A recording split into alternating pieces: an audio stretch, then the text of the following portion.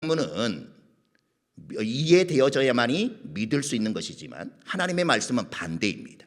믿어야만 이해가 되어지는 것이 하나님의 말씀인 것이죠. 그렇기 때문에 우리가 하나님의 말씀을 믿고자 하는 마음으로 하나님의 말씀을 들여다봐야만이 그 말씀이 이해가 되어지는 것이지, 내가 읽어보고 이해가 되어질 때 믿겠다 이러면 평생 가도 하나님의 말씀이 믿어지지 않는다라고 하는 것입니다. 우리가 하나님의 말씀이 믿어지지 않는 것은 항상 하나님을 우리의 수준에서 생각하기 때문에 그렇습니다. 우리의 피조물의 수준에서 하나님의 말씀을 들여다보니까 믿지 못할 그런 말씀들이 가득하다라고 하는 것이죠. 근데 피조물인 우리의 눈으로 보지 않고 창조해 주신 하나님의 눈으로 보게 되어지면 모든 것들이 가능하다, 이게 믿어진다라고 하는 것이죠. 그렇기 때문에 우리는 먼저 하나님께서는 창조주이시고 우리는 피조물이다, 이 사실을 기억하면서 창조에 대한 이야기를 계속해서 해보도록 하겠습니다. 자, 피조물인 인간이 광대하신 하나님을 온전히 다한다는 것은 불가능하지만 하나님께서는 자신과 자신의 뜻을 이미 다 계시해 놓으셨다라고 하는 것이죠. 그게 바로 성경인 것입니다. 그래서 우리가 성경을 배우는 것이죠. 자, 서열의 문답의 제8문은 뭐냐? 하나님께서 그 작정을 어떻게 이루시는가? 이러한 질문입니다. 그리고 답은 하나님께서 그 작정을 창조와 섭리의 일로 이루신다, 이렇게 대답을 하고 있습니다. 요한계시록 4장 11절을 읽어보겠습니다. 우리 주 하나님이여, 영광과 존귀와 권능을 받으시는 것이 합당하오니 주께서 만물을 지으신지라. 만물이 주의 뜻대로 있었고 또 지으심을 받았나이다 하더라. 하나님께서 영원전에 작정하신 것을 무에서 창조하시고 그 다음에 창조하신 세상을 섭리, 통치, 보존하신다, 이렇게 말씀합니다. 이것은 하나님께서 작정하신 것을 이루시기 위해서 창조를 하셨고 또한 그 작정하신 바를 지금도 이루시기 위하여 섭리하고 계신다는 것입니다. 우리가 창조에 대해서는 구문과 신문을 통해서 살펴보게 될 것이고 섭리에 대해서는 11문과 12문을 통해 자세하게 다루게 될 것입니다. 우리가 7문에서 하나님의 작정에 대해서 배웠는데 하나님의 작정이라는 것이 무엇인가? 하나님의 작정은 하나님께서 미리 정해 놓으신 계획이라, 이렇게 말씀을 드렸습니다. 하나님의 이 계획은 세상을 창조하기 전부터 세우신 계획이다, 이렇게 말씀을 드렸습니다. 하나님이 세상을 창조하기 전부터 어떤 계획을 갖고 계셨다면 세상은 하나님이 갖고 계신 계획을 이루기 위해서 지으셨다, 이런 말이 되어지는 것이죠. 그리고 지금도 세상의 모든 일은 하나님의 계획을 이루기 위해서 하나님이 하시는 일이라는 것을 알아야 한다고 하는 것이죠. 이것을 우리는 섭리라고 이야기를 하는 것입니다. 섭리라는 말을 다시 설명을 해보면 섭리는 세상의 모든 일을 하나님이 세우신 계획대로 다스려가는 것이다, 이렇게 말할 수 있습니다. 따라서 기독교인은 세상의 모든 일이 하나님의 섭리 아래에 있는 것이다, 이걸 믿어야 한다고 하는 것이죠. 하나님이 세우신 계획을 이루기 위해서 하나님이 하시는 일이라, 그것이 섭리라, 이렇게 말하는 것입니다. 그리고 하나님의 섭리는 우리의 생명을 구원하기 위한 것이죠. 하나님의 작정이 택한 백성을 구원하는 것이고 따라서 하나님이 택한 백성들이 예수님을 믿는 자로 살아가도록 다스린다는 것입니다. 이것이 하나님의 섭리라고 말씀하는 것이죠. 자, 그러면 9번째 문제는 뭐냐? 창조의 일이 무엇인가? 이러한 질문인데 그 답은 창조의 일은 하나님이 모든 것을 무로부터 만드신 것인데 그의 능력의 말씀으로 6일 동안 만드셨고 모든 것이 매우 좋았다, 이런 답변입니다. 창세기 1장 1절을 읽어보겠습니다. 태초에 하나님이 천지를 창조하시니라. 히브리서 11장 3절도 읽어보겠습니다. 믿음으로 모든 세계가 하나님의 말씀으로 지어진 줄을 우리가 아나니 보이는 것은 나타난 것으로 말미암아 된 것이 아니니라. 이 세계는 우연히 의미 없이 그저 있는 것이 아니라고 하는 것입니다. 창조에는 하나님의 작정에 따른 목적이 있다고 하는 것이죠. 그 작정에 따른 목적이 뭐냐? 하나님의 영광을 위해서 창조하셨다는 것입니다. 하나님께서 왜 세상을 창조하셨을까? 우리는 보통 무언가를 만든다라고 하면 우리가 필요해서 만들죠. 써먹기 위해서 만드는 것입니다. 그러나 하나님은 그렇게 하시는 분이 결코 아니라고 하는 것이죠. 하나님은 무엇인가 필요해서 세상을 창조하지 않으셨습니다. 부족한 것이 있어서 세상을 창조한 것이 아니라고 하는 것이죠. 도리어 창조는 하나님 되심을 드러내기 위해 창조하는 것입니다. 다른 말로 하면 하나님의 영광을 위해 창조하셨다고 하는 것입니다. 나중에 우리가 11문, 12문에서 배울 섭리 또한 마찬가지입니다. 그렇게 창조하신 모든 만물이 창조의 원래 목적대로 되어가도록 보존하고 다스리시는데 그것을 섭리라고 말한다고 하는 것이죠. 섭리의 목적도 당연히 하나님의 영광에 있다고 하는 것입니다. 그리고 하나님은 무에서 유를 만드셨다 이렇게 말씀합니다. 골로새서 1장 16절을 읽어보겠습니다.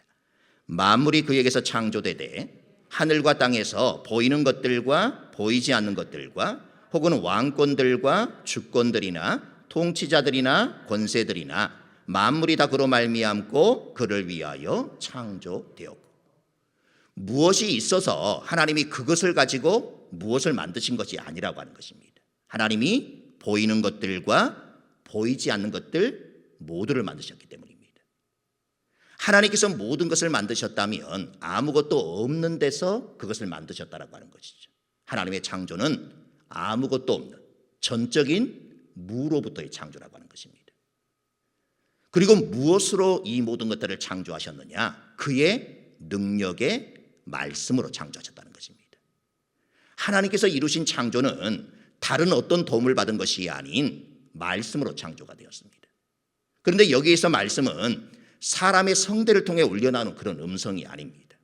단순한 언어가 아니라고 하는 것이죠. 이 말씀은 살아있는 인격으로서의 예수 그리스도라고 하는 것입니다. 그래서 요한복음 1장 1절부터 3절은 이렇게 말합니다. 읽어보겠습니다. 태초에 말씀이 계시니라. 이 말씀이 하나님과 함께 계셨으니 이 말씀은 곧 하나님이시니라. 그가 태초에 하나님과 함께 계셨고 만물이 그로 말미암아 지은 바 되었으니 지은 것이 하나도 그가 없이는 된 것이 없느니라. 히브리서 1장 2절도 같이 한번 읽어보겠습니다. 이 모든 날 마지막에는 아들을 통하여 우리에게 말씀하셨으니 이 아들을 만유의 상속자로 세우시고 또 그로 말미암아 모든 세계를 지으셨느니라. 이전에 한번 말씀에는 어떤 능력이 있느냐 여러분들에게 한번 말씀을 드린 적이 있는데, 말씀의 능력에는 이런 능력이 있다는 것입니다.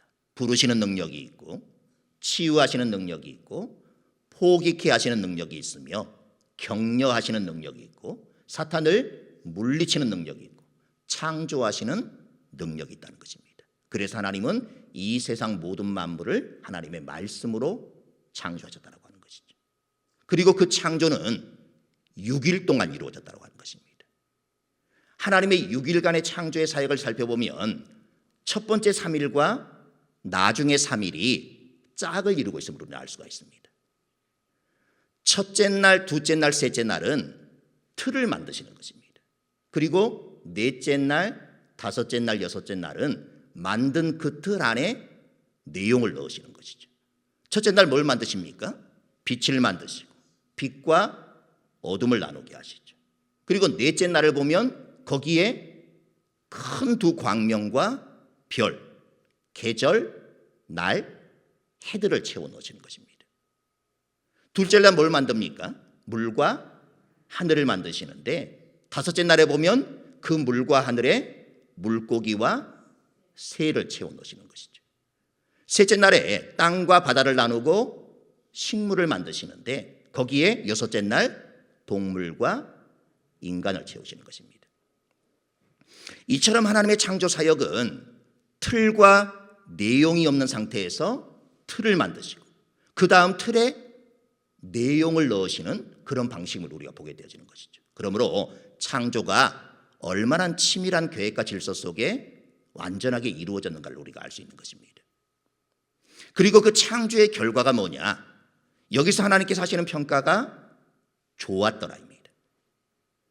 여러분, 전능하신 하나님께서 6일 동안 공들여 만드셨습니다. 그러니 좋지 않을 수 있겠습니까? 하나님은 이 세상의 모든 것들을 하루만 해도 얼마든지 창조하실 수 있는 분이십니다. 아니, 1초만 해도 얼마든지 다 창조하실 수 있는 능력이 있습니다. 근데 이 세상을 며칠 만에 6일 동안 만드셨으니 얼마나 보기에 좋았고 아름다웠겠습니까? 하나님께서 만드신 세계는 아주 아름다웠던 것도 있지만 이것은 완성된 어떤 상태를 말하는 것이 아닙니다. 하나님의 작정, 하나님의 계획대로 되었다는 것입니다. 왜 좋은 것이냐?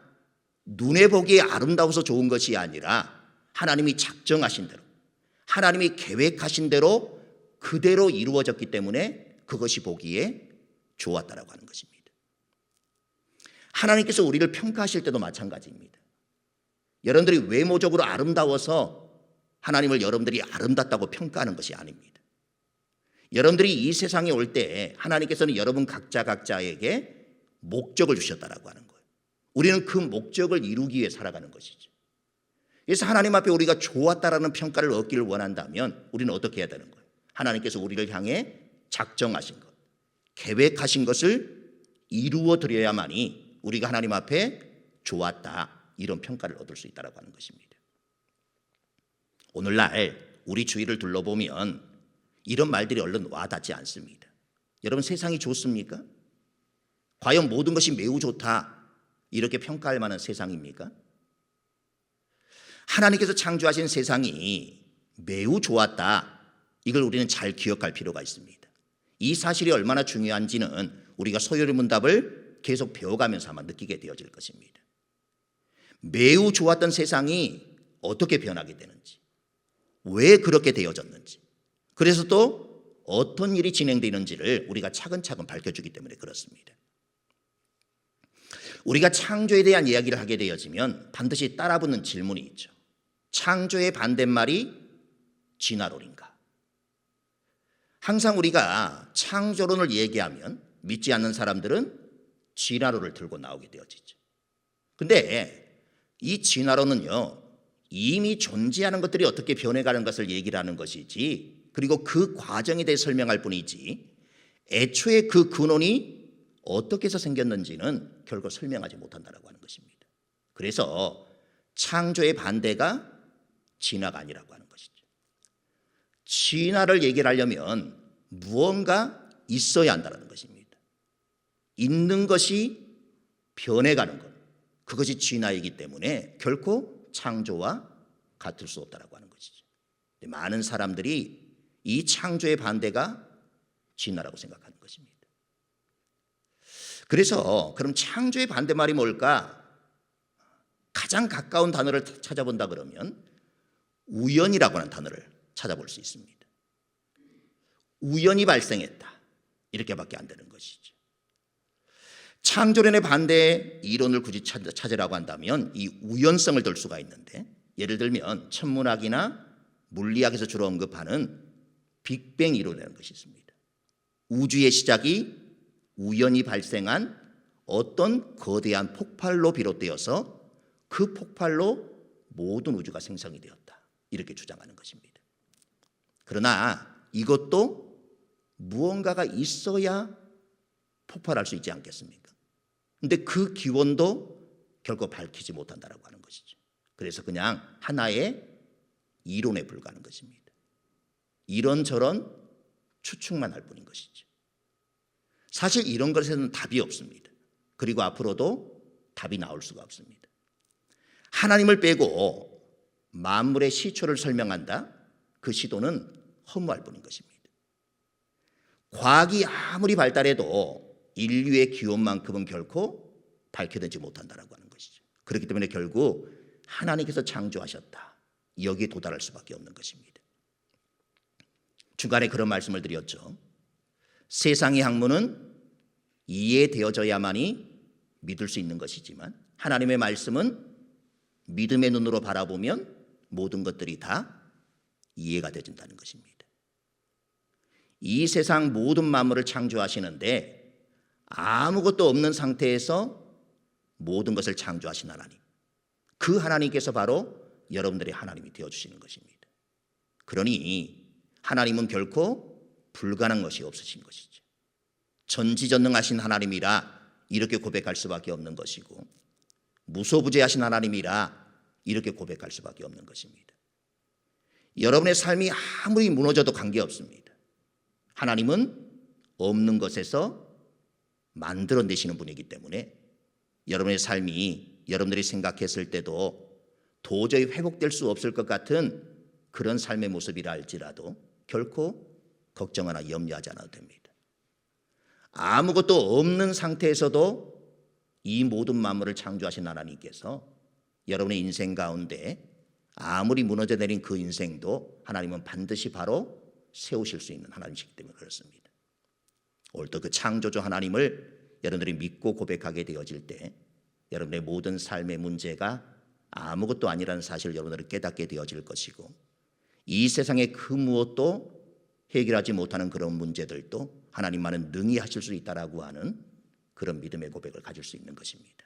이 창조주 하나님만을 온전히 의지하며 살아갈 수 있는 우리 모두가 될 수 있기를 소망합니다. 기도하겠습니다. 하나님, 아무것도 없는 상태에서 이 세상 모든 만물을